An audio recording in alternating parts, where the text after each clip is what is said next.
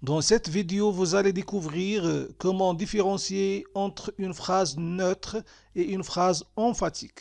Alors, au début, nous allons examiner quelques phrases, quelques exemples. Ensuite, nous allons extraire les phrases qui sont neutres et celles qui sont emphatiques. Et à la fin, nous allons déduire la règle que nous devons retenir. Bien sûr, vous aurez un exercice à faire pour bien comprendre la leçon. Avant de commencer, je vous rappelle que cette leçon est la 4e pour bien retenir les 8 formes de la phrase.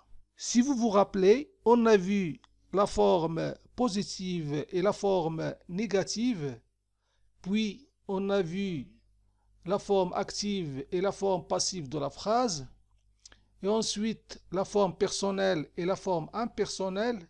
Et maintenant, nous allons voir la forme neutre et la forme emphatique de la phrase. Alors, la leçon d'aujourd'hui est la phrase emphatique et la phrase neutre.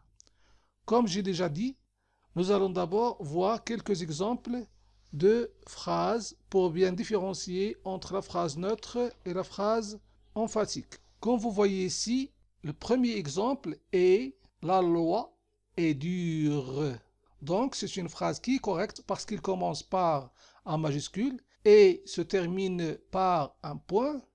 Comme elle a un sens, donc c'est une phrase qui est correcte. On continue. « Dure est la loi ». C'est une phrase aussi qui est correcte. Il se termine par un point. Il commence par un majuscule, comme il a un sens, donc c'est une phrase qui est correcte. Alors, quelle est la différence entre ces deux phrases? Dans la deuxième phrase, on a mis l'accent sur le mot dur pour montrer aux personnes qui nous écoutent que la loi vraiment est dure. On va mettre l'accent, on va mettre en relief le mot dur. Donc, on a changé la place du mot dur, suivi par une virgule et la suite de la phrase. Comme vous voyez ici, la loi est dure. C'est une phrase qui est neutre, au contraire de la deuxième phrase qui est emphatique. On a mis l'accent sur le mot dur. On passe. La deuxième forme de la phrase emphatique est la suivante. C'est la loi qui est dure. Alors ici, on a mis l'accent sur le mot la loi. C'est la loi qui est dure. Donc la loi est mise et encadrée par c'est et qui. C'est et qui. Donc ici, on a mis l'accent sur la loi. Donc c'est la loi qui est dure. Ces trois phrases nous montrent que la phrase neutre, on ne met aucun mot en relief. Mais dans la deuxième phrase, on a mis le mot dur en relief. On a mis l'accent sur le mot dur. La première phrase est neutre. En revanche, les deux autres phrases sont emphatiques. On passe. Cet homme a volé la bicyclette. Je déclare que cet homme a volé la bicyclette, mais sans mettre l'accent sur aucun mot. C'est cet homme qui a volé la bicyclette. J'ai attiré l'attention au sujet. Cet homme. C'est cet homme qui a volé la bicyclette. Je passe. Ton frère joue avec nous. C'est une phrase qui est neutre. Il joue avec nous. Ton frère.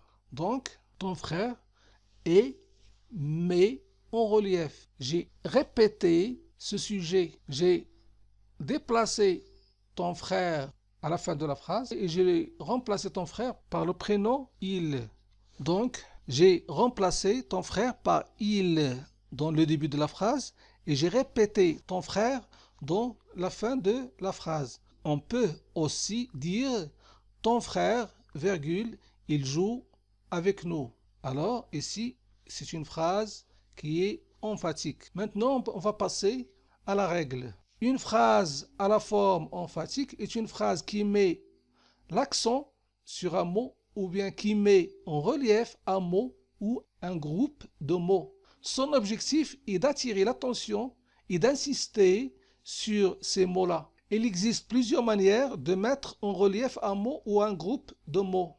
Il y a la phrase clivée ou l'extraction, la dislocation ou le détachement de la phrase. Je continue. On passe à l'exercice. Transforme ces phrases neutres en phrases emphatiques. Ce chien a englouti un poulet entier. Ce bateau arrive au port.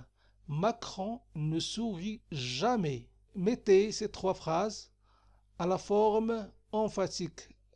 S'il vous plaît, les réponses, je veux les voir dans les commentaires. Et à bientôt.